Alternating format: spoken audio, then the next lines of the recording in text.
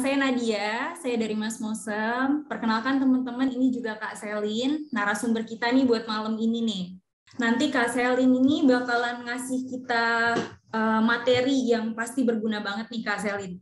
Karena semua audiens kita nih kebanyakan brand owner semua nih. Atau ada keren.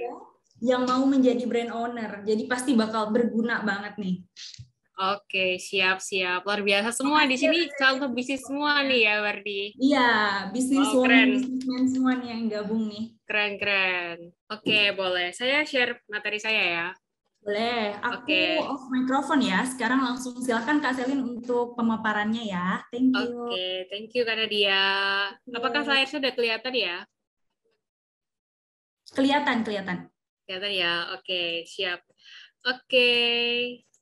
Hari ini kita bakal belajar mengenai maximize branding strategy for your beauty industry. Jadi semoga sharing kita hari ini, saya bakal sharing dasarnya dulu karena kita tidak tahu, ini kan saya tidak tahu ya untuk profiling dari setiap peserta yang hadir di sini. Tidak memungkinkan juga kalau misalnya ada yang masih baru mau merintis bisnisnya. Jadi saya bakal ngepaparin basic-basicnya dulu dari segi branding. Sebelumnya kenalan dulu ya sama Selin, mungkin daripada ntar bingung siapa. Saya Selin Christina, saya saat ini bekerja sebagai marketing strategic specialist di salah satu subunit Tankop Group, dan dulu pernah saya menjadi seorang brand executive dan juga digital marketing di LNK. LNK ini yang memiliki creamer fiber cream gitu. Nah, Instagram saya sama TikTok saya mungkin boleh di-follow, itu ada @selin.christina itu. Nah, dari sini langsung masuk ke materi aja ya. Nah, kenapa sih teman-teman kalau strategi branding itu penting banget gitu ya? Jadi teman-teman, kalau kita nggak memperhatikan ya branding dengan baik, kan kita udah tahu ya bahwa sekarang tuh banyak banget ya namanya kompetitor skincare, kosmetik dimanapun itu udah banyak dan luas banget, dan mereka sangat kompetitif sekali gitu. Nah, that's why kita tuh penting banget ya buat yang namanya branding, karena biar kita semakin dikenal ya, semakin diingat ya. Kita juga membangun kepercayaan kepada pelanggan kita, terus juga lebih mudah mendapatkan customer baru gitu kan ya. Dan kalau orang itu udah semakin loyal, udah semakin trust sama kita, ke depan tuh bisa menghemat biaya usaha kita ke depannya. Dan juga sebenarnya, ya tanpa kita sadari bahwa brand sendiri ini tuh merupakan sebuah aset perusahaan gitu. Nah, bedanya apa branding dan brand itu? Nah, ini teman-teman harus lihat di layar ya. Kalau brand, ini salah saya beri contoh minuman Pristine ya. Mungkin nggak pernah nyadar kalau minuman Pristine itu dulu pernah seperti ini kemasannya. Jadi kalau misalnya kita tanpa brand, pasti nggak ada yang pengen minum kan. Kalau misalnya air tapi nggak ada brandnya. Tapi meskipun sudah ada brand, kalau nggak diimbangi dengan yang namanya branding, orang juga masih jujur Selin nggak akan beli gitu. Tapi kalau misalnya sudah ada branding, nah branding itu nggak cuma dari segi label, logo, atau ada nama brand aja teman-teman, tapi termasuk juga dari materi desain ya, kemudian juga materi komunikasi dan sebagainya, itu juga salah satu yang namanya branding. Jadi Pristine ini contohnya ya, dia memiliki produk yang sama-sama air, hanya membedakan desain dan juga kemasannya dan juga materi komunikasinya. Harga jualnya dia dinaikkan 30%, lebih premium daripada yang waktu zaman dia ini, tapi dia menjual 4 kali lipat lebih banyak dibandingkan yang pada saat ini. Kenapa? Karena branding itu tadi. Branding itu membangun sebuah brand. Jadi nggak cuma sekedar produknya itu ada. Gitu. Nah, banyak kesalahan-kesalahan di sebuah perusahaan ataupun mungkin UMKM atau local brand itu yang tidak melakukan yang namanya strategi branding. Jadi mereka hanya berfokus, oh asal saya punya merek, oke saya pasarkan itu, tapi tidak berhenti di situ saja. Jadi branding itu harus selalu kita jalankan. Nah, kenapa sih kok branding itu harus dijalankan dan berapa lama sih kita tuh harus yang namanya membangun brand gitu. Jadi teman-teman, tugas sebuah brand itu tidak terukur untuk membranding itu. Tidak ada waktunya, tidak henti-hentinya. Harus selalu dilakukan agar customer itu selalu ingat akan produk kamu. Ini saya kasih contoh ya. Kenapa kok misalnya kita bilang ya masalah sekarang lagi trending McD. McD selalu melakukan yang namanya branding. Dia mengeluarkan menu-menu yang inovatif juga. Karena kenapa? Kita lihat dulu tahapan customer journey, teman-teman. Jadi, teman-teman punya brand apapun, nggak cuma nama aja, langsung berharap orang langsung beli. Tapi teman-teman harus tahu yang namanya tahapan customer journey. Jadi adalah awareness, interest, desire, sama actions. Jadi di tahap ini, awareness, orang tuh, ini tugas brand yang pertama kali. Teman-teman harus ngebanyakin namanya awareness, supaya orang tuh kenal, aware sama brand kalian. Ketika aware, belum tentu mereka langsung beli. Apalagi kalau bisa saling bilang, kosmetik dan skincare itu adalah suatu hal yang kita perlu, kalau sebagai pribadi konsumen ya, kita perlu was-was ya, karena itu diaplikasikan ke tubuh kita, terutama kulit. Tentu nggak mau kan kita beli produk-produk yang kita nggak kenal dalam, kita nggak ngerti banget, terus kita beli itu. Kan membahayakan kulit kita ya tentu. Nah, awareness saja nggak cukup teman-teman kalau di kosmetik dan skincare. Teman-teman harus masuk ke tahap interest. Di saat tahap interest ini, teman-teman, orang customer ini nggak langsung beli lagi. Dia akan ngebandingin produknya teman-teman ini sama kompetitor yang lain. Oh, misalnya, Selin mau beli, misalnya, Selin mau beli Emina. Tapi Selin misalnya mau beli You, misalnya. Wow, ini berarti kan Selin harus ke compare nih. Mending mana gitu, misalnya contoh ya. Seperti itu. Nah, disinilah tugas brand itu selalu harus mengingatkan kepada customer. Dikasih iklan, dikasih materi-materi promosi, dan sebagainya. Sehingga akhirnya tuh orang teringat, dan orang semakin yakin dengan produk kita. Dan ketika orang teringat dan semakin yakin, orang tuh akhirnya ingin beli. Disinilah tahap desire.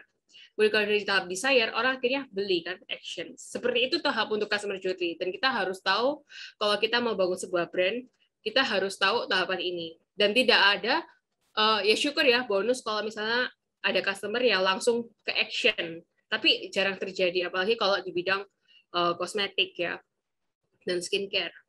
Seperti itu. Nah, sebenarnya ya teman-teman, branding strategy, kalau kita mau lebih deep dive ya, lebih menggali lebih dalam lagi, branding strategy itu ada dua utama, yakni adalah brand strategy dan brand expressions. Maksudnya apa nih? Brand strategy itu adalah inti dari brandnya kalian, teman-teman ini itu mau dibawa kemana gitu. Kalian yang punya brand, kalian tuh harus tahu visi, tujuan kalian, misi kalian tuh kayak seperti apa. Itu yang namanya internal brand. Jadi teman-teman, semisal nih ya, contoh ya, ada namanya itu misalnya Enpure ya, Enpure tuh ya, skincare Enpure itu. Nah, Enpure itu dia memang pingin ya, brandnya itu dikenal sebagai produk yang natural kan, sehingga dia pengen orang-orang tuh beli ini. Tujuannya dia udah tahu, udah jelas gitu. Contoh Laneige juga, dia pengen orang tuh kenal brandnya dia itu pokoknya natural, dan dia tuh pakai hidrasi itu, terhidrasi air gitu. Jadi sehingga orang-orang langsung ngerti, oh tujuannya dia langsung jelas gitu. Nah, ada lagi nih misalnya positioning gitu. Kita juga mesti ngerti nih, kita tuh berada di posisi mana sih sebenarnya. Siapa target audience kita? Jadi nggak semua orang kita bisa pukul rata, asal skincare, asal kosmetik kita sasar semua gitu. Kita harus punya petakan namanya target audience dengan jelas. Setelah kita udah tahu nih target audience kita dengan jelas, kita masih tahu siapa kompetitor kita dengan target audience yang seperti itu gitu. Dan kemudian kita harus nyari nih, kita tuh punya diferensiasi apa sih sama si kompetitor ini gitu. Nanti saya bahas lebih dalam tuh contohnya. Kemudian brand expressions, teman-teman. Brand expressions ini itu yang banyak brand-brand itu belum melakukan. Jadi brand expression yang pertama itu adalah karakter. Banyak lokal-lokal brand ataupun mungkin brand-brand baru ya, itu belum yang membangun karakter, membuat si brand ini menjadi sebuah human gitu. Punya personality, punya brand voice, itu belum ada, jarang yang apa ya, ada gitu. Contohnya misalnya kayak something itu sudah punya nih yang namanya karakter. Dia kesannya kayak fun gitu. Ntar Selin kasih contoh. Kemudian verbal expressions. Jadi sebenarnya verbal expression ini juga ada nama brand kan tadi. Kemudian ada tagline juga. Beberapa lokal brand pasti belum yang namanya membuat campaign ya, membuat tagline tertentu pasti belum ada. Kemudian brand promise. Nah, brand promise itu sama kayak tadi, Enpure ataupun Natrep tuh, Nature Republic nih misalnya. Dia brand promise-nya apa? Dia selalu menggunakan bahan-bahan yang alami, dari natural, kayak gitu. Atau misalnya contoh kayak Wardah, dia promise-nya apa? Halal. Berarti dia selalu menggunakan bahan-bahan yang halal, seperti itu. Itu brand promise. Kemudian brand story. Brand story itu juga jarang terjadi di beberapa lokal-lokal brand ataupun company-company baru ya. Brand story itu kita membuat story ya tentang brand kita sendiri. Bukan histori perusahaannya, tapi histori bagaimana si brand ini membantu si customer kita dalam mencapai solusinya, dalam menjawab problemnya seperti itu. Gitu. Karena kan baik lagi ya, customer itu memiliki problem, teman-teman. Nah, problem ini kita tuh mesti bantu solusi. Kita pasti bantu mereka keluar dari masalahnya itu. Nah, caranya gimana? Dengan brand ini memberikan solusi tadi. Misalnya contoh, ada orang ini mukanya jerawatan semua gitu. Nah, ini karakternya nih, misalnya Celine contohnya, Celine jerawatan semua nih karakternya, contoh. Terus apa namanya? Ketemulah nih sama skincare apa gitu, misalnya. Ini punya solusi, acne fighter misalnya kayak gitu. Nah, disitulah peran si brand. Jadi ada ceritanya. Setelah pakai acne fighter dari skincare A, akhirnya saya sudah nggak jerawatan seperti itu. Jadi mesti ada brand story dan itu jarang dikemukakan oleh brand-brand lainnya. Jadi bukan sekedar testimoni, tapi juga ada story brand. Kemudian visual expressions. Visual expressions ini juga kebanyakan adalah identitas visual ya. Jadi kayak bagaimana sih gambar identitasnya ya, color tone, mood board, dan sebagainya itu yang masih belum konsisten dari brand-brand saat ini ada. Kecuali udah brand-brand besar ya, kalau bisa bilang kayak Emina, kayak Wardah, Makeover, atau Second Date, itu udah gede, itu pasti sudah tahu ya namanya visual expression itu harus konsisten. Seperti itu. Nah, ini saya kasih contoh satu-satu ya. Ribet nggak sih tadi itu kalau misalnya mau dibedahi satu-satu itu sebenarnya panjang banget ya, benar-benar kompleks. Tapi oke, kita start dulu dari small steps ya. Kita start dulu dari small steps. Pertama ada know your target audience, review your product dan kompetitor, set your positioning, create your simple branding and visual identity, kemudian optimizations in online and offline promotions, dan be consistent. Nah, saya bahas yang pertama ya, target audience. Saya yakin mungkin beberapa orang di sini yang hadir belum benar-benar tahu siapa target audience dari produknya. Karena ini banyak terjadi nggak hanya cuma produk kosmetik dan skincare aja, tapi banyak terjadi di banyak perusahaan itu belum tahu siapa target audience sebenarnya. Jadi target audience itu nggak cuma sekedar, saya bikin produk kosmetik dan skincare untuk nyasar wanita muda usia sekian gitu, nggak berhenti di situ saja. Kita mesti tahu ya namanya demografis pertama adalah ya bener ya gender, dia jenisnya cewek atau cowok tuh, umurnya berapa, umur remaja dan juga orang udah bekerja kantoran akan memiliki problem yang berbeda-beda gitu. Kemudian occupationsnya apa? Antara orang yang model sama misalnya orang pekerja kantoran tentu akan beda ya. Kemudian status keluarga, orang yang sudah menikah sama belum, itu juga akan memiliki kebutuhan yang berbeda. Terus gimana tingkat ekonominya? Apakah semua orang bisa beli dengan harga yang teman-teman kasih gitu? Atau teman-teman misalnya contoh, teman-teman punya produk harganya mahal, tapi teman-teman jualnya di pinggiran kota, ya jujur nggak akan laku gitu. Terus kemudian geografis ya, geografis. Nah, kalau misalnya geografis ini contohnya, tempat tinggal tadi Celine bilang, kalau teman-teman jual harganya terlalu mahal, dijual dari pedesaan, ya jujur ya tadi kurang akan fit ya, nggak akan fit gitu. Sama juga misalnya teman-teman juga mesti tahu, teman-teman punya brand ini kira-kira mau dibawa ke Indonesia aja atau sampai ke ranah luar negeri nih. Jadi teman-teman pasti visioner kalau nyiptain sebuah brand. Jadi nggak cuma kayak, oh ya aku selesai ngelakuin sampai di sini aja. Tapi teman-teman harus mikir, visinya kalian tuh harus jelas. Kalian tuh mau bawa brand kalian tuh kemana, seperti itu. Yang ketiga, psikografis. Nah, ini yang jarang banget dibedah sama brand-brand. Jadi, contoh nih, misalnya, antara Celine sama Kak Nadia mungkin bakal beda karakternya.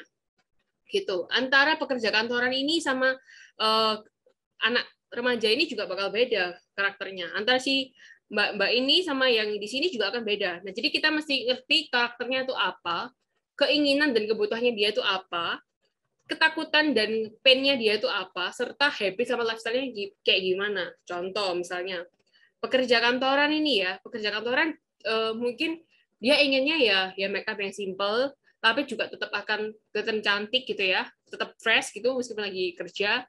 Tapi dia nggak pengen yang sebut kayak orang-orang kalau misalnya mau ngadain suatu pesta gitu, misalnya. Atau misalnya nih orang yang Muslim ya, mungkin Muslim butuh yang halal ya, yang mungkin juga cocok juga dengan ketika dia dikenakan dengan hijabnya seperti itu. Beda lagi sama ini yang remaja, mungkin remaja kesannya harus cheerful, jadi bawaannya yang natural looks tapi yang bisa membuat dia segar gitu, fresh gitu misalnya contoh.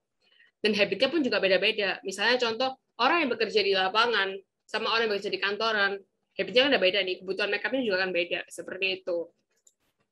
Nah, ini contoh ya.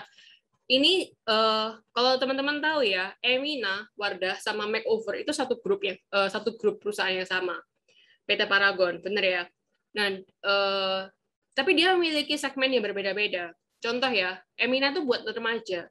Tapi kalau Wardah ini buat ya wanita-wanita yang berkarir atau mungkin nggak berkarir, tapi yang udah Muslim ya, dia fokusnya yang ke Muslim. Tapi beda lagi sama Makeover. Makeover ini dia memang fokus buat orang-orang yang lebih high class dan juga dia orang-orang yang fokusnya kayak ke MUA atau mungkin model-model seperti itu.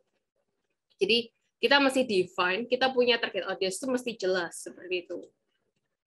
Nah, kemudian kalau udah tahu nih kita punya target audience siapa, kita mesti review lagi produk kita. Dan kita bandingin nih sama kompetitor. Jadi kita mesti sering-sering yang namanya review kompetitor. Jadi review kompetitor itu nggak dilakukan waktu sekali waktu mau bikin produk, teman-teman. Tapi mesti harus, kalau bisa ya, sebulan sekali itu dilakuin. Kalau bisa seminggu sekali dilakukan. Karena kita mesti mantau pergerakan kompetitor kita itu seperti apa. Apalagi, boleh saya bilang ya, kosmetik dan skincare itu memiliki pergerakan yang cukup dinamis. Hari ini skincare A mengeluarkan formulasi seperti apa, oh skincare B keluar lagi nih formulasi yang lebih unggul daripada yang A. Jadi cepat banget dinamis. Jadi teman-teman mesti ya namanya sering review kompetitor. Nah, basicnya kalau teman-teman belum pernah review kompetitor, teman-teman harus review kompetitor itu dari segi sebenarnya marketing mix atau 7P. Tapi dasarnya adalah ya pokoknya teman-teman mesti ngerti produknya teman-teman itu kalau dibandingin sama kompetitor kayak gimana, dibedah satu-satu dari segi brandingnya, dari segi produk yang dijual, komposisinya, dan semua itu mesti teman-teman bedah satu-satu. Teman-teman mesti ngerti dia targetnya ke siapa, ya harganya gimana, dia ngadain bundling atau enggak, promo atau enggak, dia dijual di mana saja. Itu termasuk salah satu branding, teman-teman. Karena contoh ya, dijual di semacam Watson dan juga Guardian, dibandingin sama dijual di toko-toko kosmetik biasa, itu udah memiliki strata yang berbeda. Contoh kayak gitu. Jadi kayak, oh ini ada di sini. Orang lebih mudah mungkin kalau misalnya perkotaan metropolitan, orang akan lebih sering ke Watson sama Guardian gitu kan, daripada yang ke toko kosmetik yang mungkin ada di beberapa jalan seperti itu. Jadi mesti teman-teman ngerti. Atau mungkin dijual di marketplace itu di Shopee, di Tokopedia. Jadi semakin mudah kan semakin mudah ditemukan, availability atau ketersediaannya juga semakin bagus, visibility atau udah sering kelihatan itu juga semakin bagus seperti itu. Kemudian promosinya gimana? Dia lewat sosial media apa aja? Apakah dia punya website dan seperti itu? Gitu. Nggak apa-apa meskipun teman-teman mungkin punya local brand, mikir, aduh, aku masih belum sampai ke website dan sebagainya. Tapi nggak apa-apa. Teman-teman mesti mikir ke depan, oh iya, aku mau bawa brandku ke sekian, jadi aku mesti mikirin step by step-nya.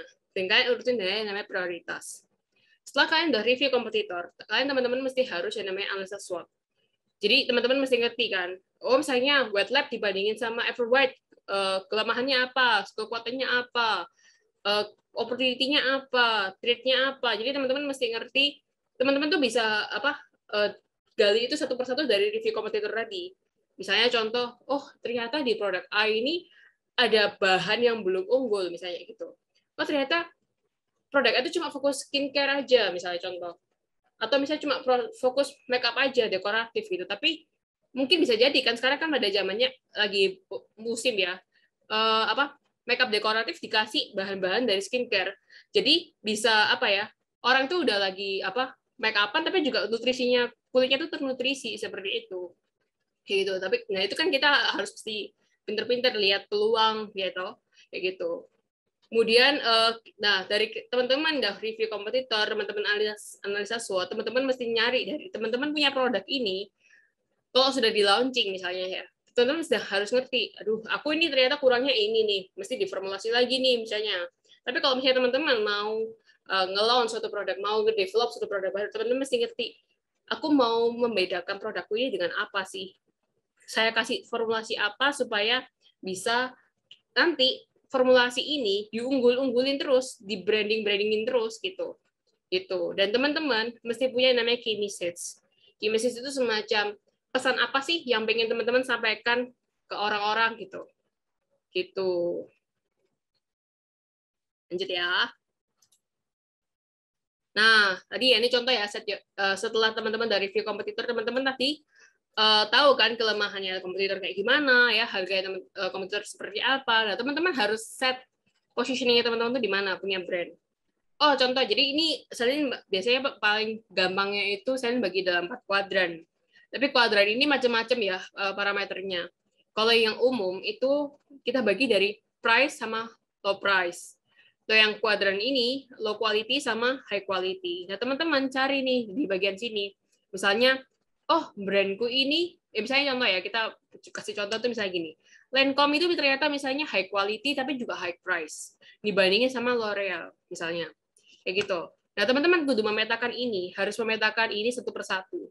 Nah, sehingga teman-teman langsung nyadar kan, oh ternyata brandku tuh di sini, misalnya contoh. Brandku tuh ternyata posisinya di sini. High quality, tapi harganya juga nggak terlalu mahal. Oh, berarti saya bisa bersaing dengan siapa saja nih. Nah, teman-teman, lihat dulu di kuadran pertama teman-teman ini. Lihat dulu di kuadran pertama teman-teman ini. Kuadran pertama teman-teman ini adalah dari kompetitornya teman-teman. Daerah kompetitornya teman-teman. Jadi kompetitor langsungnya teman-teman. Jadi terus teman-teman juga mesti ngelihat, oh ternyata brand A ini laku banget nih. Gimana caranya aku bisa fight supaya aku bisa ngalahkan brand A gitu. Jadi teman-teman mesti ngerti metain dulu set your positioning. Seperti itu. Nah, selanjutnya ya. Beauty attracts the eye, but personality captures the hearts. That beauty is not in the face. Beauty is a light in something you do daily. Jadi cantik itu sebenarnya nggak cuma kelihatan dari mata aja teman-teman, tapi teman-teman harus bawa brandnya teman-teman itu punya personality juga, sehingga customer teman-teman itu akhirnya merasa engage dengan brandnya teman-teman. Karena sekarang itu zamannya udah beda ya teman-teman. Sekarang itu zamannya dikit-dikit engage, dikit-dikit bangun interaksi gitu. Sekarang tuh udah zamannya kalau kamu brand sebagai kamu brand nggak ngasih aku apa-apa, aku nggak akan beli kamu gitu. Sekarang tuh kayak gitu zamannya.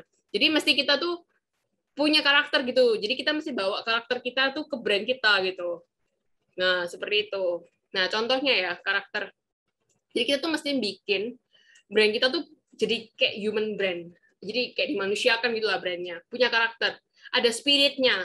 Jadi contoh ya tadi ya, misalnya, aku bisa bilang kayak punyanya Emina sama something ini, dia tuh fun, happy, cheerful gitu. Kalian bisa lihat dari segi desainnya ya, warnanya, penggunaan tipografinya juga gitu. Kelihatannya yang juga buat anak-anak muda. Tapi beda sama Crystal Lure ini. Crystal Lure ini dia kesannya kayak calm gitu ya, elegan, feminim. Nah, itu tuh kayak karakter manusia gitu loh, teman-teman.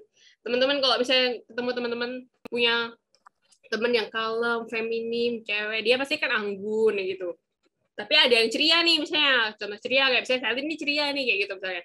Nah, itu kan akan beda tuh vibes-nya seperti itu. Jadi teman-teman mesti punya karakter ini. Nah, cara pendekatannya pun beda-beda gitu. Ketika orang yang ceria akan lebih have fun sama yang lain. Jadi dia konten-kontennya pun akan lebih fun. Tapi kalau misalnya yang elegan sama feminim, konten-kontennya itu pasti akan lebih minim teks atau mungkin teksnya itu lebih rapi seperti itu. Jadi teman-teman mesti bawa yang namanya karakter itu dulu. Nah, selanjutnya teman-teman, create your brand name itu jadi kemarin saya juga sempat nih searching beberapa lokal brand kosmetik dan skincare. Itu beberapa namanya itu masih belum unik, belum simple, dan belum easy to remember dan easy to mention. Jadi penting banget ya teman-teman punya nama brand itu kalau bisa ya kalau udah didaftarin ya sudah. Tapi itu yang penting gampang banget diingat gitu. Contoh kayak misalnya apa ya contoh misalnya tadi Emina sebutannya itu kayak gampang ya Emina gitu, nggak yang ribet-ribet banget gitu. Terus misalnya contoh kayak ada brand itu kemarin saya lihat ada brand itu namanya Tulus gitu, udah Tulus gitu berarti dia emang pure gitu loh, kayak emang memberikan apa ya kesan pure murni gitu, tulus ya. Pokoknya namanya itu baik itu simple gitu. Jadi orang tuh ingat gitu Bu, dan gampang dimention juga gitu kan daripada namanya kayak susah banget gitu apalagi misalnya kayak NGX itu kan sebenarnya susah ya, tapi ya udah karena dia emang udah gede brandingnya ya nggak masalah. Tapi kalau misalnya kita masih lokal brand, kita mesti bikin nama itu yang simple.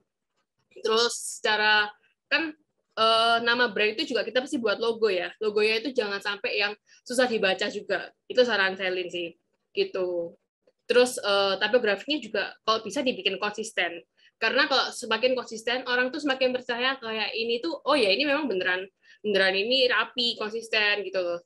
Nggak yang kayak misalnya kemarin Times New Roman, kemudian Comic Sans, kemudian ntar beda lagi font, itu ntar orang ini percaya nggak sih atau ngambil konten dari konten lain gitu misalnya. Terus color palette, jadi teman-teman mesti punya apa ya, semacam guidance color tone-nya kalian tuh mau dibawa kemana gitu. Jadi saya kasih contoh ya. Imagery itu seperti gambar-gambar yang bakal teman usung itu seperti apa? Apakah lebih banyak vektor, lalu kalian mainin masukin gambar gitu, atau kalian masukin foto-foto asli gitu ya, foto-foto beauty gitu, atau seperti apa itu kan kita nggak tahu ya, itu tergantung konsepnya dari brandnya masing-masing. Yang penting adalah kuncinya tuh konsisten. Kalau punya brand tuh mesti konsisten. Biar kenapa? Biar orang tuh ingat sama brandnya teman-teman. Seperti itu.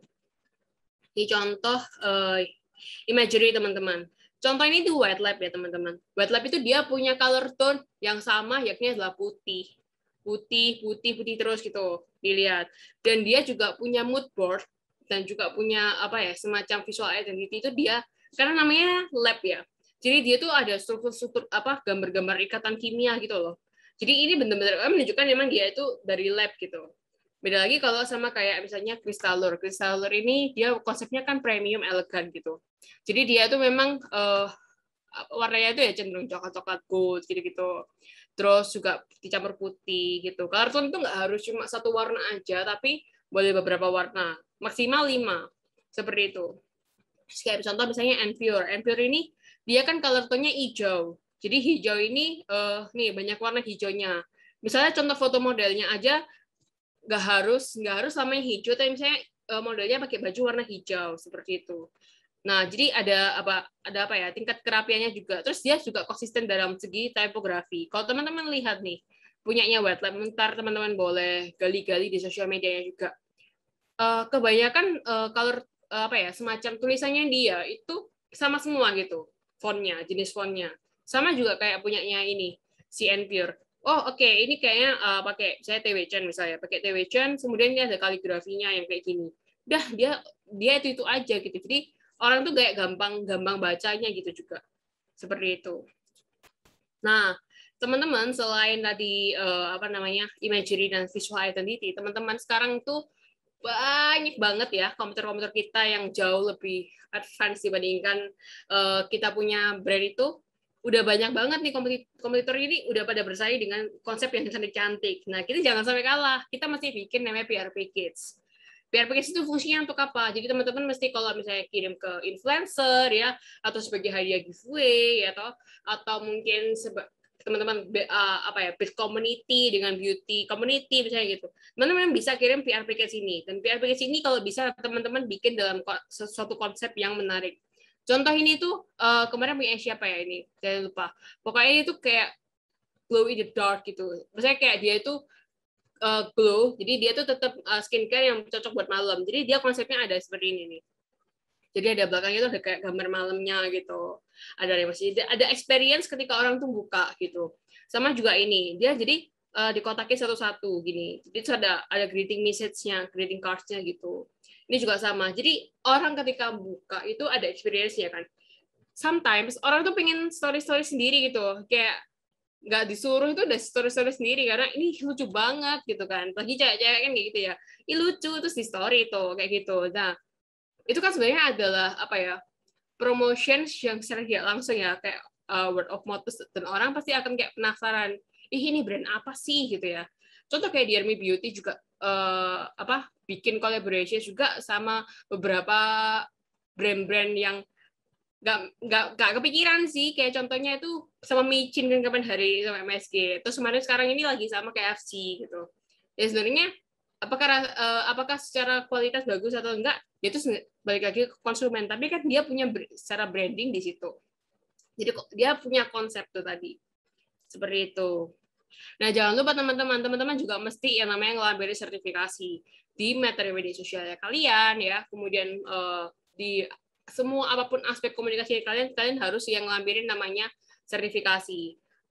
Dan teman-teman, sekarang tuh banyak banget ya sertifikasi tuh, kosmetik itu udah pada BPOM dan halal. Jadi teman-teman mesti caranya gimana teman-teman ini punya skincare sama kosmetik itu lebih advance untuk sertifikasinya. Misalnya contoh, udah GMP, udah ISO, ya kan? Atau mungkin bahan-bahannya non GMO verified gitu ya.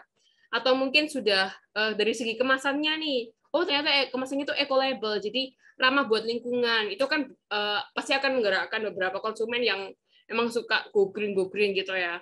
Kemudian juga eco card, jadi mungkin secara bahan-bahan itu memang teruji sudah bahan-bahannya alami, eco banget gitu misalnya. Dan juga mungkin teman-teman bisa lah sesekali, kalau ya contoh kayak wet lab tadi, dia ngelampirin gimana sih hasil uji klinis gitu. Karena kan sometimes ya jujur ya kalau saya sebagai konsumen, saya penasaran ini kosmetik itu udah pernah diuji atau skincare ini udah pernah diuji ke orang berapa banyak sih gitu. Terus testimoni itu juga tetap penting ya. Testimoni itu bisa lewat emang customer yang pakai atau dari influencer seperti itu. Nah, buat teman-teman yang tadi brand-brandnya masih baru-baru ya, baru akan launching dan bingung cara ngurus BPOM dan sebagainya, teman-teman, ini saya kasih beberapa lampiran sertifikasi link BPOM sama halal, tapi mungkin Mas Moshe mungkin lebih paham ya, jadi mungkin bisa coba-coba dulu gitu. Next. Nah, ini dia ada beberapa pertanyaan nih. How to maximize your beauty brand in digital area, ya kan? Nah, sebenarnya teman-teman, banyak cara sih sebenarnya untuk bisa memaksimalkan kita di sosial media ya, di sosial media. Tapi sosial media itu atau digital ya, itu macam-macam teman-teman. Ada yang namanya on media sama paid media pertama. On media itu maksudnya apa ya? Teman-teman yang punya media itu sendiri. Teman-teman mesti kalau mau bikin brand itu kalau bisa nggak cuma Instagram aja, tapi Instagram, Facebook, semua itu kalian punyain deh. Instagram, Facebook, TikTok, YouTube, terus apa lagi tuh? Semuanya, website juga sama. Tapi teman-teman balik lagi ya, teman-teman mesti ngerti target audiensnya siapa gitu. Karena contoh Facebook itu kebanyakan sih sebenarnya ibu-ibu. Ya nggak menutup kemungkinan kita yang muda-muda itu buka, tapi intensitasnya kan lebih apa ya? Lebih kurang dibandingkan kalau ibu-ibu gitu. Jadi teman-teman juga tetap pasti ngerti audiensnya siapa. Kemudian kalau paid media itu seperti ads. Jadi menurut saya, Lin, kalau misalnya teman-teman bergerak di bidang brand dan brand kosmetik dan skincare, teman-teman mesti sih harus yang namanya nge-ads. Karena sekarang itu brand-brand yang udah pada gede aja pada setiap hari itu nge-ads gitu. Kemudian teman-teman bisa juga yang namanya collaborations. Nah, collaboration itu macam-macam teman-teman bentuknya. Bisa bareng influencer yang bisa diajak collaborations free, atau teman-teman bisa collaboration sama yang paid influencer. Nanti saya kasih contoh gimana caranya kita kolaborasi sama mereka influencer ini gitu. Tapi bisa juga kolaborasi sama beauty community gitu. Misalnya teman-teman beauty community atau mungkin nggak harus beauty community ya teman-teman. Misalnya teman-teman punya kosmetik ini targetnya ibu-ibu nih teman-teman. Teman-teman bisa loh nyasar di grup Facebook community yang bukan resep ya, maksudnya kayak ibu-ibu yang kayak ibu-ibu arisan punya grup gitu ya misalnya. Teman-teman bikin giveaway kecil-kecilan di situ, itu udah kayak awareness tipis-tipis sih ke mereka, dan mereka pasti antusias banget gitu. Atau mungkin teman-teman misalnya collaboration sama misalnya contoh tadi ini misalnya tas sama tas gitu. Misalnya teman-teman bisa nih brand tas kalian ajak collaboration, beli tas ini, tapi ntar dapat gratis kosmetiknya kalian gitu misalnya contoh. Jadi banyak banget collaboration itu. Dan sekarang teman-teman zamannya collaborations. Karena gini sih, bukannya karena sama-sama nggak punya duit ya, tapi karena pada pengen minim budget. Jadi ya apa caranya kita, aku pengen brandmu unggul, aku juga pengen brandmu unggul. Jadi sama-sama pengen collaborations gitu. Sama marketplace. Nah, marketplace itu yang kadang teman-teman juga kurang branding juga sih untuk new brand seperti itu. Nah, ini contoh ya, kalau buat sosial media. Jadi, sosial media yang pertama, teman-teman mesti yang namanya optimasi dari tampilan dulu sih. Kalau ketika teman-teman datang ke Instagramnya kosmetik dan sorry kayak nggak rapi, terus kayak acak-acakan gitu, aku nggak percaya sih mau beli kosmetiknya di situ gitu. Jadi mesti teman-teman ngerapiin dulu nih semacam home-nya kalian, rumahnya kalian tuh mesti kalian rapiin dulu sebelum kalian mau nge-ads, mau endorse apapun tuh kalian mesti ngerapiin dulu home-nya kalian. Rumahnya kalian tuh mesti harus dirapiin. Gitu. Nah, mulai dari tampilannya ya, teman-teman. Ini contoh saya ambil dari punya And Pure. Dia rapi banget sih menurut Selin. Nah, ini kan Padahal dia produknya orang Indonesia loh teman-teman. Jadi teman-teman jangan kalah nih. Kemudian dia juga punya message.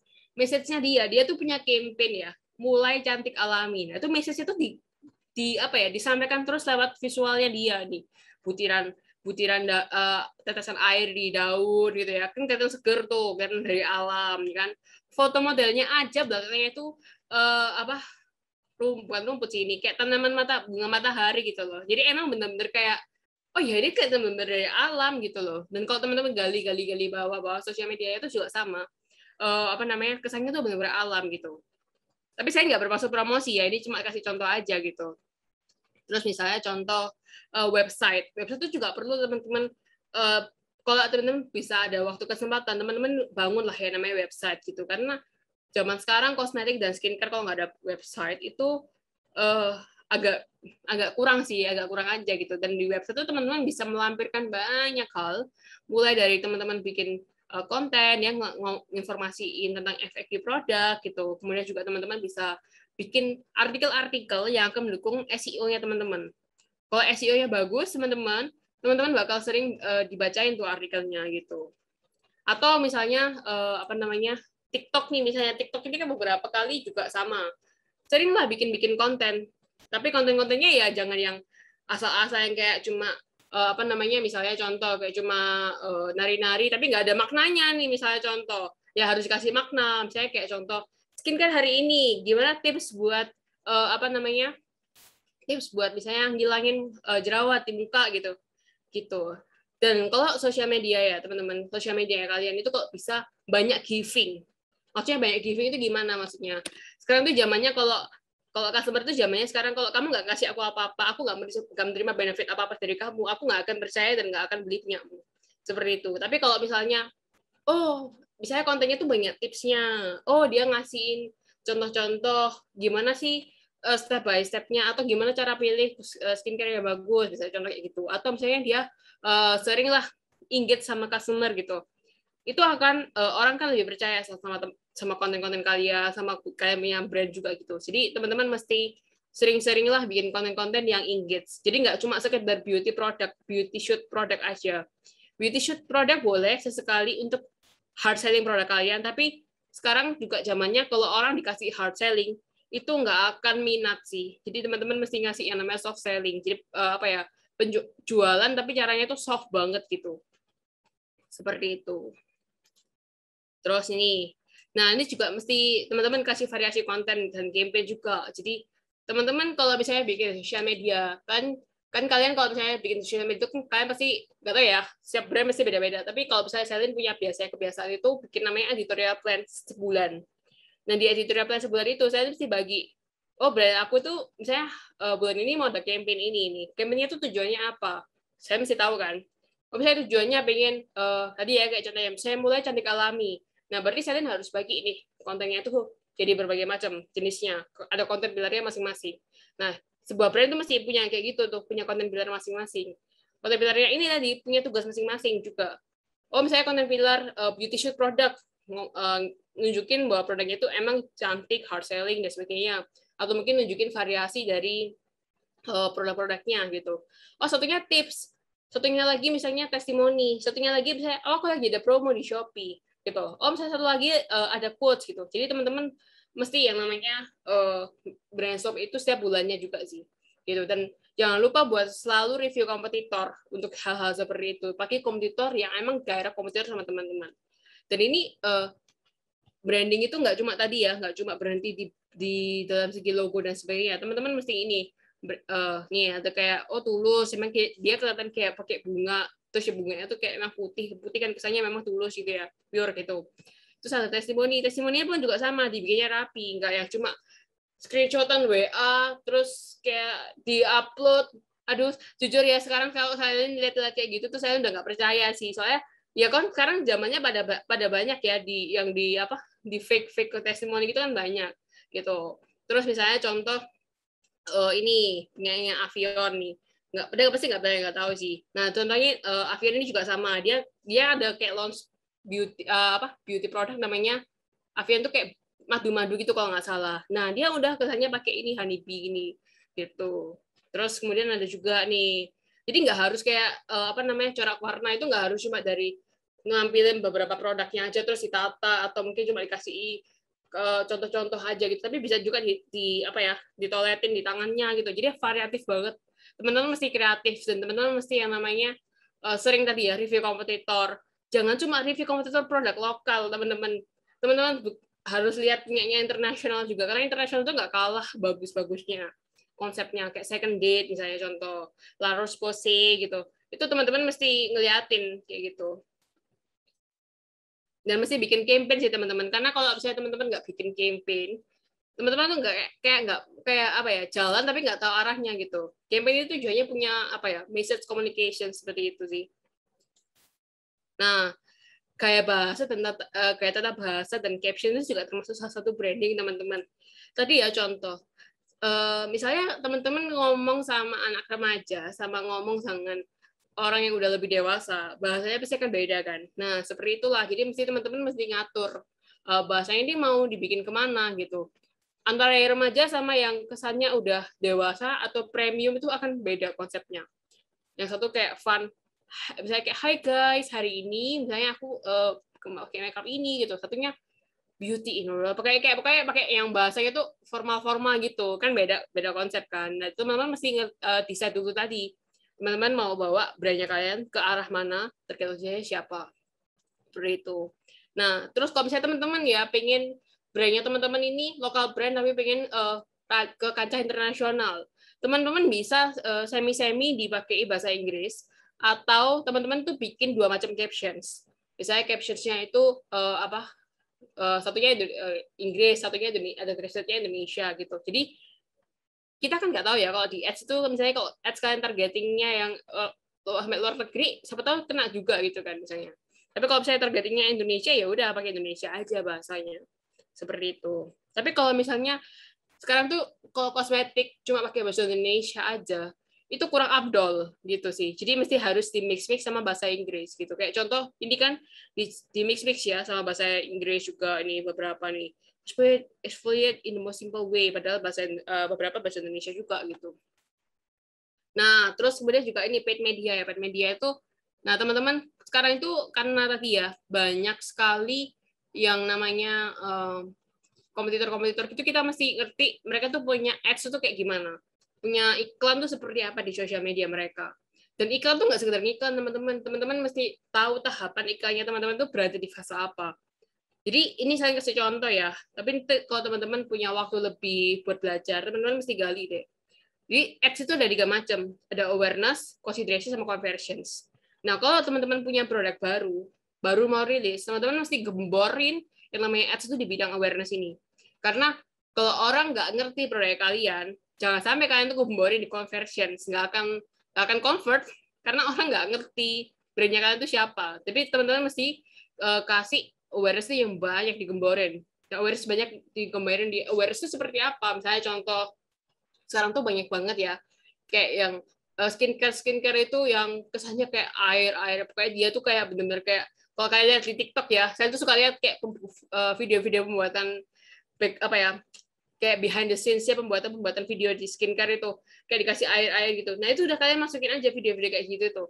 Itu kan kesannya orang waktu lihat, ih apa nih keren banget gitu kan, saya contoh. Sekarang udah pada nggak zaman kalau cuma dari visual yang ngambil di free pick atau ngambil di visual itu udah pada nggak zaman. Sekarang tuh pada zamannya yang gambar yang real, terus kayak benar-benar kelihatan kayak ada aliran airnya tuh udah pada sering seperti itu. Nah, itu yang bikin orang aware kan, apa ini, kayak penasaran, akhirnya visit your Instagram profile gitu kan. Nah, terus setelah awareness gini, apakah langsung conversion tadi ya? Ingat gak customer journey di awal? Nggak langsung, guys. Jadi teman-teman mesti yang namanya consideration dulu. Teman-teman kalau di tahap awareness itu orang yang nggak pernah kenal brandnya kalian, kalau consideration ini teman-teman nargetin orang-orang yang udah pernah sempat lihat iklannya kalian yang pertama, gitu. Jadi remarketing target gitu. Nah, disitulah teman-teman mesti iklaninnya itu juga kontennya juga mesti beda gitu. Terus conversion lah, kok conversion itu kan adalah orang-orang yang udah pernah kepapar di awareness sama consideration. Jadi teman-teman mesti ngasih yang namanya Saya contoh, lagi ada promo nih, orang kan penasaran nih promo apa gitu ya, atau misalnya tersedia di Shopee atau di marketplace mana gitu, contohnya gitu. Dan tapi teman-teman mesti memperhatikan ya strategi visual ads yang baik dan targeting audience yang tepat juga. Nah ini contoh nih, misalnya bebas kusam dengan kapasitas eksfoliasi. Nah itu contohnya adalah awareness. Tapi ini juga ini adalah ini awareness sih, ini considerations, dan ini conversion seperti itu. Contoh. Nah ini teman-teman. Kalau misalnya teman-teman punya bikin, apakah aku ads ini mesti bikin konten baru ya? Ya bisa juga kalian teman-teman pakai konten yang ada di sosial media kalian. Tapi kalau misalnya di sosial media kalian itu namanya boost ya atau promote gitu. Jadi teman-teman bisa yang namanya naikin sosial media kalian punya konten. Seperti itu. Nah, influencer marketing. Mungkin lokal-lokal brand mikir ya, aduh, mesti endorse investor itu mahal gitu ya, mahal rasanya kayak gitu. Nah, tapi memang penting ya influencer marketing itu teman-teman sekarang tuh karena kayak padahal ya kayak kosmetik skincare itu kan banyak banget. Kalau misalnya word of mouth-nya ini nggak jalan, aduh pasti nggak akan ini sih nggak akan orang nggak akan kenal dan nggak akan pengen. Nah, tapi kalau misalnya teman-teman ya influencer itu nggak harus sebenarnya nggak harus selamanya itu bayar sih teman-teman. Ya macam-macam ya teman-teman. Jadi kita mesti tahu kategorinya. Jadi nggak mesti kalian aku nggak bilang nggak mempromosikan makro dan mega influencer. Tapi aku realistis aja. Kadang kalau kita mau menarget ini tuh kita tuh ya minim budget ya teman-teman. Jadi mesti kita bisa start dulu dari yang namanya nano influencer, semi micro influencer gitu. Jadi ini ada beberapa target influencer dengan followersnya juga teman-teman bisa gali-gali. Tapi biasanya ya teman-teman kalau yang namanya bangun relasi dengan baik, terus kalian teman-teman tuh juga ngobrol lah sama mereka gitu. Biasanya ya untuk nano influencer itu biasanya gratis kebanyakan. Kayak konsepnya itu bukan gratis ya teman-teman, tapi barter value.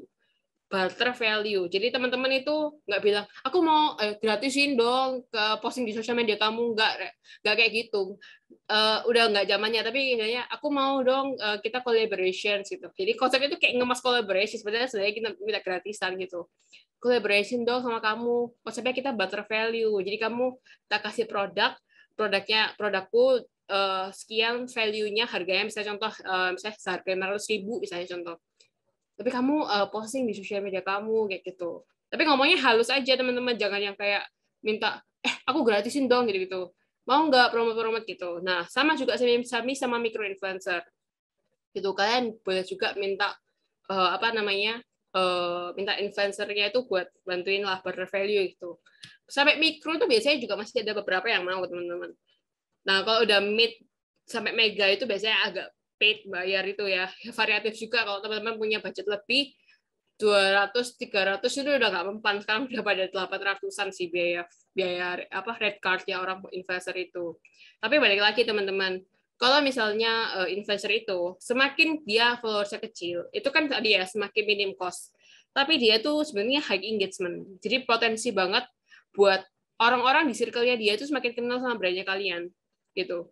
Tapi kalau orang-orang yang makro sama mega itu dia harganya mahal, tapi dia tuh low engagement. Low engagement itu bukan berarti nggak kenal sama brandnya kalian ya. Ya pasti kenal, awareness-nya besar gitu. Tapi orang nggak akan engage kayak ya apa yang tuh gitu. Karena biasanya mega investor itu nggak akan sempat balasin komennya customer satu-satu kan. Tapi kalau misalnya nano, mereka masih pengen ibaratnya mereka tuh masih pengen build portfolio-nya mereka juga kan. Jadi mereka tuh pasti akan balasin komennya sesuatu. Nah, di sini teman-teman mesti ngasih ya namanya scope of work atau brief investor atau product list itu yang cukup jelas gitu. Nah, tapi teman-teman, sekarang tuh banyak banget jujur itu investor-investor yang beli followers gitu kan. Jadi mesti teman-teman itu cerdas-cerdasnya milih kalau buat brandnya kalian itu yang paling pertama itu teman-teman sebelum lihat cek followersnya itu teman-teman mesti ngerti ini investor cocok nggak sih sama brand aku gitu. Jangan sampai kayak misalnya contoh kalian tuh punya brandnya premium, kalian tuh punya brandnya premium kayak tadi Crystal Lure tadi. Tapi kalian endorse-nya misalnya kayak orang yang di TikTok yang kayak jokes gitu misalnya kan nggak cocok ya. Jadi kan kayak walaupun cewek tapi sukanya ngejokes gitu nggak cocok, kecuali kalian bisa ngusung konsep scope of work atau brief investor itu kreatif ya, kayak diplesetin tapi ujung-ujungnya skincare gitu misalnya contoh, itu nggak apa-apa gitu. Tapi kalau misalnya nggak yang kayak apa ya, yang secara targeting itu kira-kira target audience itu cocok nggak sih sama brandku gitu loh. Jadi mesti kita dilihat gitu. Terus kalian juga mesti harus lihat dari segi ini ya, engagement rate. Jadi nggak cuma followers banyak itu belum tentu loh engagement-nya tinggi gitu. Terus tadi karakteristik atau gaya hidupnya influencer itu seperti apa. Jadi itu sama kayak tadi desain info ya. Mesti ngerti targeting audiensnya itu seperti apa. Cocok nggak? Dia orangnya premium apa enggak gitu. Maksudnya orang-orang yang kira-kira dia tuh mampu beli nggak sih circle followersnya itu. Kemudian ya itu coba pikir dia followers sama kualitas konten. Jadi teman-teman mesti bisa waktu bikin mau apa ya, mau endorse itu kan kalian juga mesti lihat nih beberapa konten-kontennya bagus nggak ya, cara dia nge-review itu bagus nggak sih, atau cuma sekedar baca petunjuknya kalian aja gitu sih. Nah ini sedikit tips dari Selin kalau misalnya di sosial media kalian untuk influencer.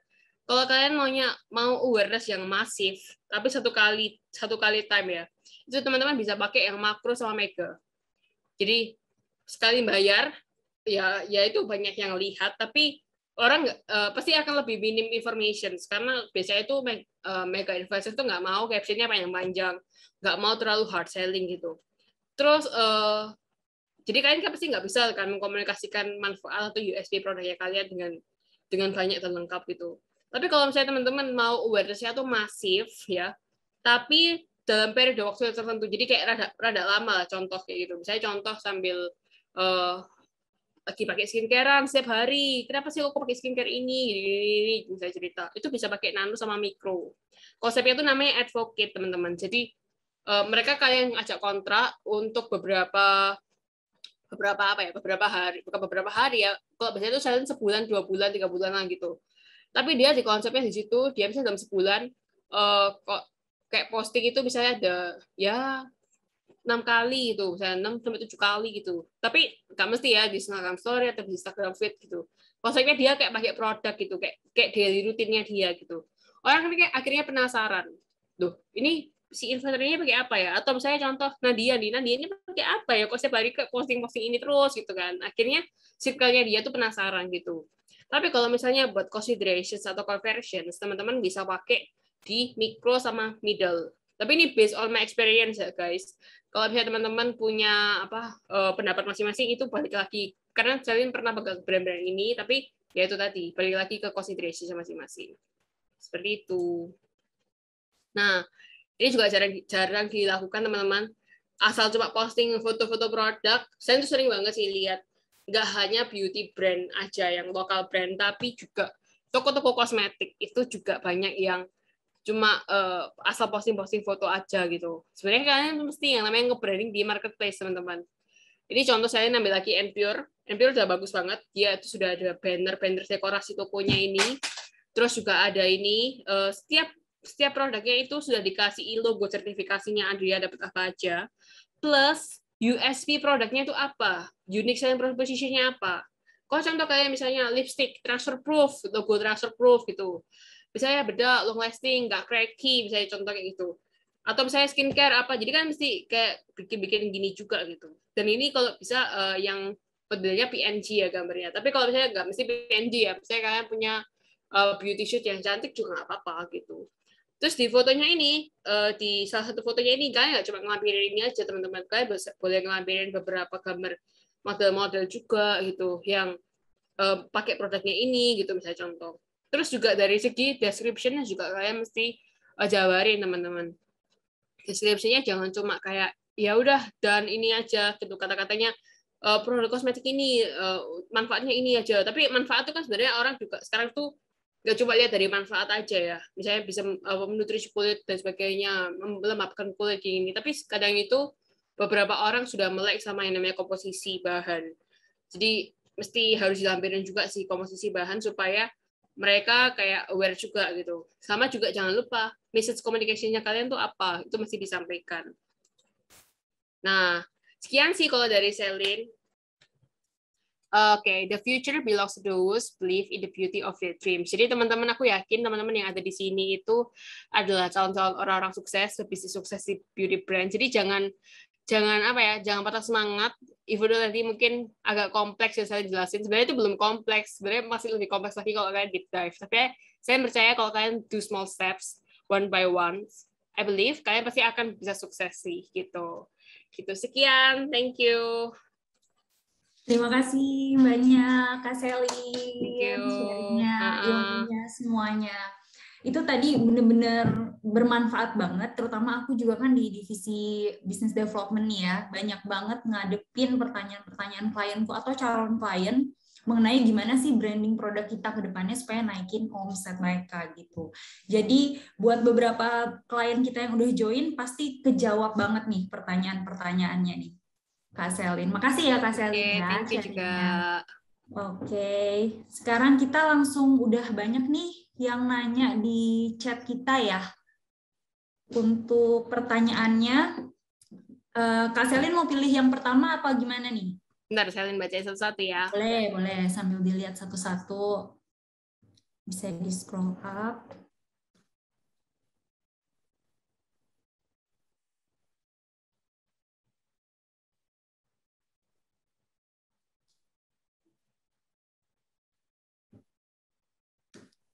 Kak Selin pilih tiga langsung boleh. Aku udah ada satu. Oh, Oke. Yang mana dulu nih Kak Nadia? Yang ini ya, yang bawa bukan? boleh, boleh disebutin nama orangnya boleh. Oke, sebentar. Saya mau ini sih bagi buat yang KR nih ya kayak tips dan trik buat launching produk pertama kali. Oke. Boleh ya? Boleh, boleh banget. Oke. Tapi boleh on cam nggak ya si Erni ini? Pengen lihat dulu di wajahnya. Boleh, Kak Boleh. Erni. Halo Kak Erni. Kenalan dulu sama Kak Selin. Boleh on cam. Mana nih, Kalau Kak tips Erni? dan trik buat launching produk pertama kali itu, saya juga pengen tahu dulu ya, apakah produk yang Kak Erni ini mau launch itu sudah melalui survei konsumen atau belum? Oke. Itu yang penting. Kalau misalnya teman-teman belum sebelum launch ya, prefer itu kalian launch mengadakanlah tipis-tipis survei gitu. Survei itu tujuannya apa? Supaya kalian kalau mau launch satu produk, itu produk yang bakal kalian pasarkan tuh nggak cuma sekedar dijalankan aja, tapi benar-benar menjawab kebutuhan konsumen. Kalau menjawab kebutuhan konsumen, udah pasti ntar harusnya laku ya di pasaran seperti itu. Terus kemudian kalau misalnya buat launching produk pertama kali, teman-teman mesti di sosial media, saya kan belum punya sosial media ya, kalian mesti bikin bridging dulu di sosial media kalian itu. Atau misalnya kalian udah pernah punya apa produk sebelumnya, kan mesti bridging juga lagi di sosial medianya itu, kayak entah bikin interaktif stories atau apa gitu ya, atau interaktif feed gitu. Terus ntar kalian baru masukin perlahan feed-nya kalian dengan konsepnya kalian tadi gitu. Pokoknya ini bikin bridging dulu. Terus kalian juga bisa apa namanya ngadain endorsement gitu. Nah, kalau biasanya dulu ya, itu saya endorsement dengan beberapa tadi ya semi mikro influencer gitu. Saya banyakin. Saya kayak tapi konsepnya saya waktu itu barter value ya. Jadi saya nggak bayar sama sekali ke mikro influencernya itu. Tapi mereka aku endorse gratis produk, tapi mereka aku minta untuk bikin giveaway gitu. Jadi mereka bikin giveaway kan. Bikin giveaway itu contohnya misalnya contoh apa syaratnya follow Instagramnya kamu sama follow Instagramnya si influencer.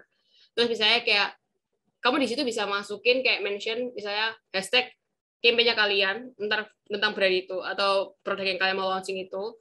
Terus kalian suruh mention mereka 3 orang gitu. Nah, at least kan udah kepapar tuh apa namanya brand-nya sim yang mau kamu launching itu ke 3 orang kali berapa orang yang ikut giveaway-nya itu.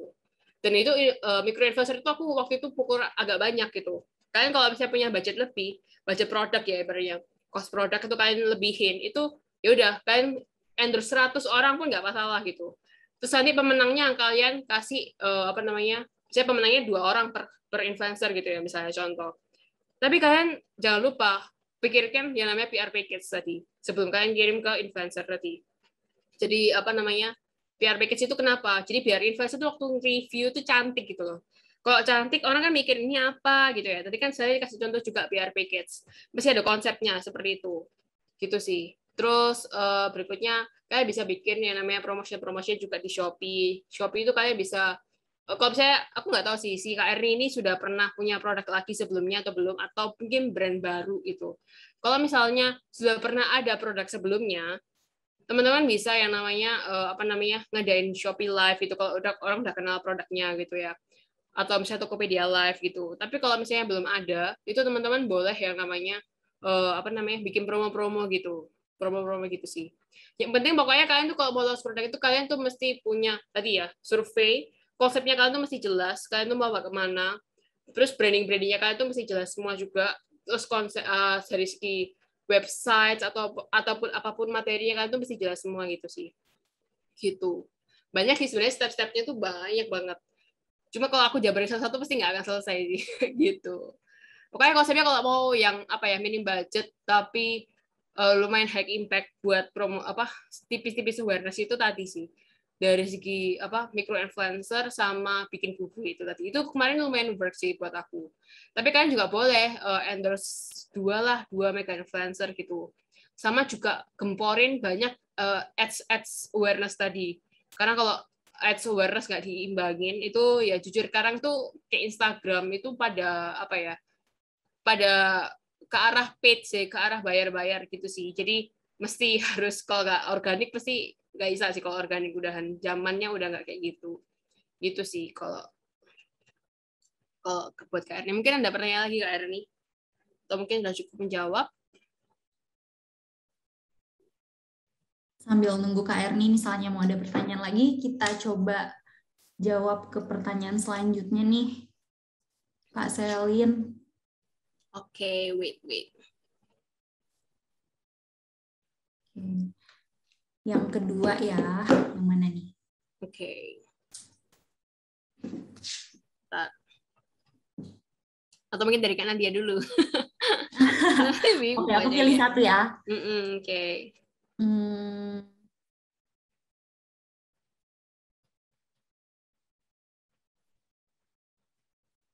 Bentar.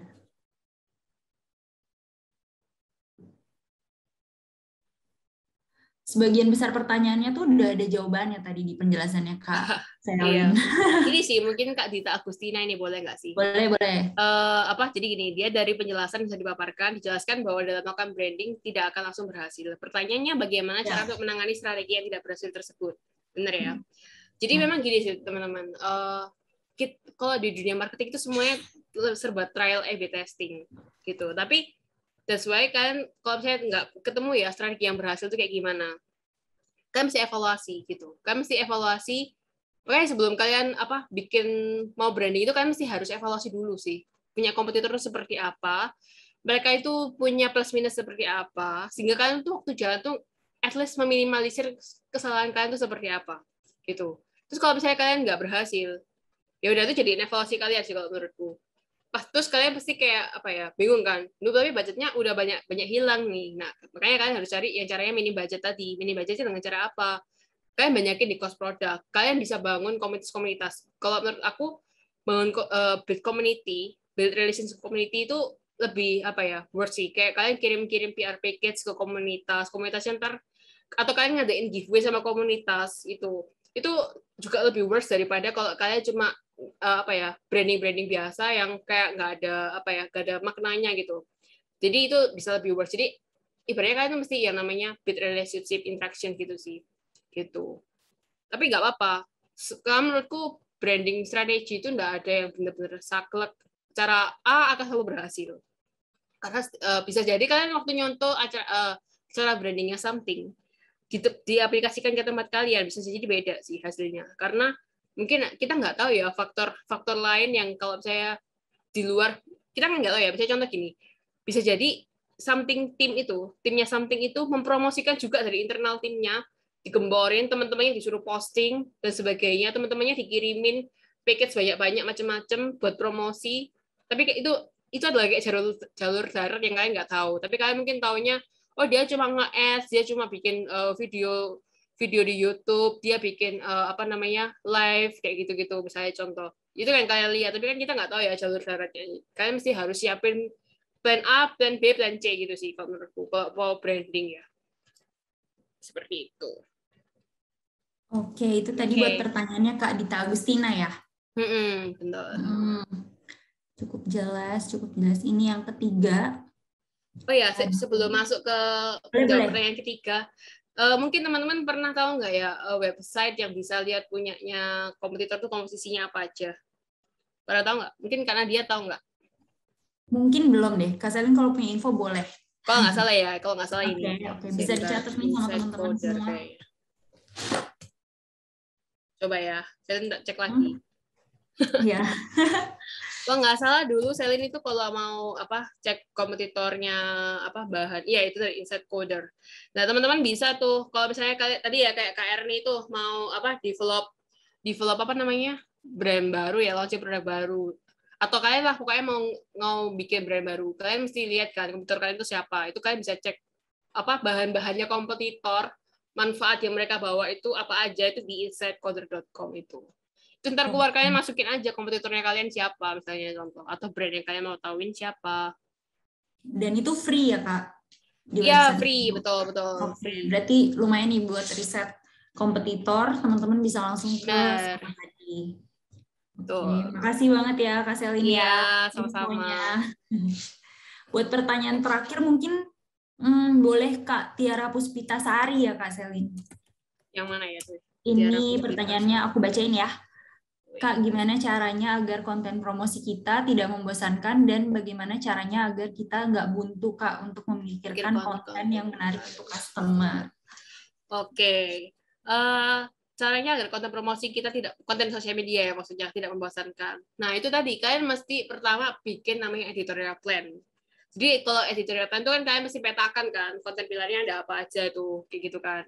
Sebetulnya kalau kalian bingung tuh, aduh konten apa nih ya yang bisa buat aku bikin konten baru nih. Pertama ya, tadi yang paling mudah dan gratis, nggak perlu bayar tuh kalian review kompetitor kalian. Ya, ini kontennya tuh kayaknya bagus deh, konten ini menarik. Atau mungkin kalian cari juga dari ini, viral. Aku nggak promosi aplikasi ya guys, tapi viral ini, tapi dia agak berbayar sih. Tapi bisa kalian coba dulu untuk try 30 hari dulu. Dia per bulan itu cuma 300-an kok. Per tahun. Lupa aku. Viral ini tapi teman-teman. Kalau misalnya teman-teman nih, kompetitornya misalnya kayak Azarin atau misalnya Aquaskin atau misalnya siapa lagi nih misalnya contoh. Kalian tuh bisa lihat di situ kalian ketingin aja akunnya apa.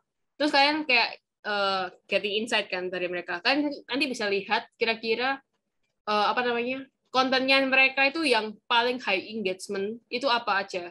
Nah, di situ kalian copotin aja, udah kalian pakai aja.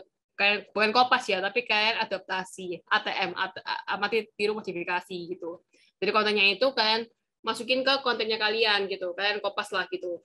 Terus kedua, kalian mesti lihat yang namanya trending sama viral gitu. Jadi kalau misalnya di TikTok sekarang lagi trendingnya misalnya apa tuh misalnya A gitu misalnya. Nah, itu kan mesti kudu hype in gitu. Jadi kalau aku sih biasanya di editorial plan itu aku siapkan juga space atau place itu buat tempat kalau misalnya ada konten-konten trending sama viral gitu. Tapi juga nggak mau untuk mungkin kalau misalnya nggak trending sama viral berhubungan dengan brandku, itu aku tetap masukin konten gitu. Tapi aku mesti jagain ada space lah 012 itu buat jaga nih kalau ada space kosong gitu, kalau ada viral gitu. Terus kemudian kalian bisa juga lihat dari Google Trending. Google Trending itu kayak kalian bisa lihat misalnya dalam 7 hari atau berapa hari terakhir tuh bisa kalian set sih itu yang lagi trending apa gitu. Misalnya contoh kalian bisa ketikin kok misalnya kayak kecantikan gitu, itu yang di trending apa aja gitu. Nah di situ kalian bisa bikin konten kan, kalian bisa tarik konten.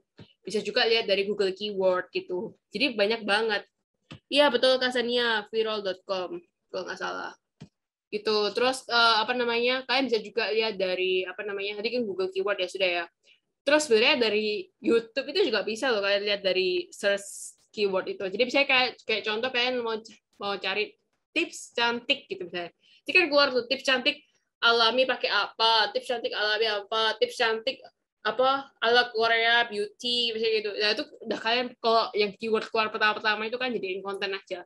Berarti kalau kalian cari tips cantik terus keluar yang pertama itu adalah konten-konten yang sering dicari sama orang-orang yang visit ke YouTube kayak gitu. Berarti kalian bikin aja ke situ. Kalau bingung ya kayak kadang itu memang ya kalau jadi konten kreator tuh burn out banget.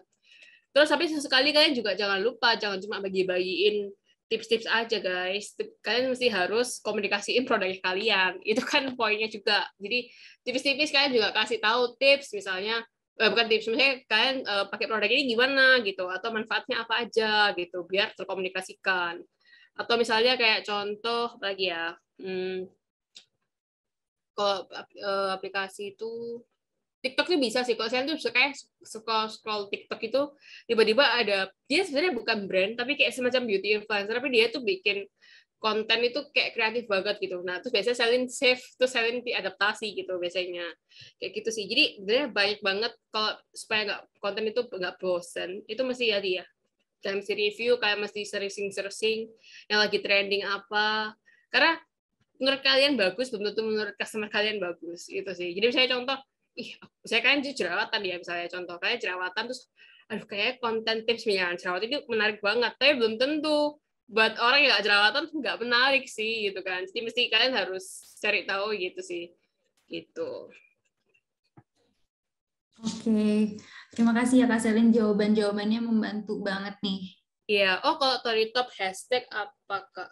Kalau top hashtag itu kemarin di viral tuh bisa sih search hashtag juga kalau nggak salah. Kalau nggak salah ya, saya tuh pernah pakai juga kok. Itu kayak bisa search, kalau nggak salah tuh tentunya tuh ada juga by hashtag juga gitu, kayak bisa cari. Atau kalau misalnya kalian dari hashtag itu kalian bisa follow beberapa hashtag yang emang kayak related with your brand gitu sih. Kalau di follow, nanti kan keluar tuh konten-konten apa yang lagi viral atau lagi masuk dalam circle hashtagnya kalian, itu pakai aja gitu. Nanti tiba-tiba ada suggestion-nya berdasarkan yang kita sering search juga kan ya? Iya, benar-benar ada suggestion-nya juga. Kalian mesti juga ini sih follow kayak beauty influencer juga ya, yang atau beauty community kayak Cici Channel Beauty gitu, atau beauty apa tuh kemarin banyak banget tuh. Kalian mesti harus searching dari situ juga gitu. Collaboration content aja sih kayak gitu. Gitu deh. Oke, terima kasih banyak ya Kak Selin jawaban-jawabannya. Iya. Boleh foto nggak nih? Foto, oke, Kak Selin ya. Oke. Iya, boleh. Foto bareng ya. Open cam semuanya boleh. Boleh open cam. Pengen lihat nih teman-teman. Masih semangat ya. Thank you banget loh sudah mendengarkan. Semoga bermanfaat ya.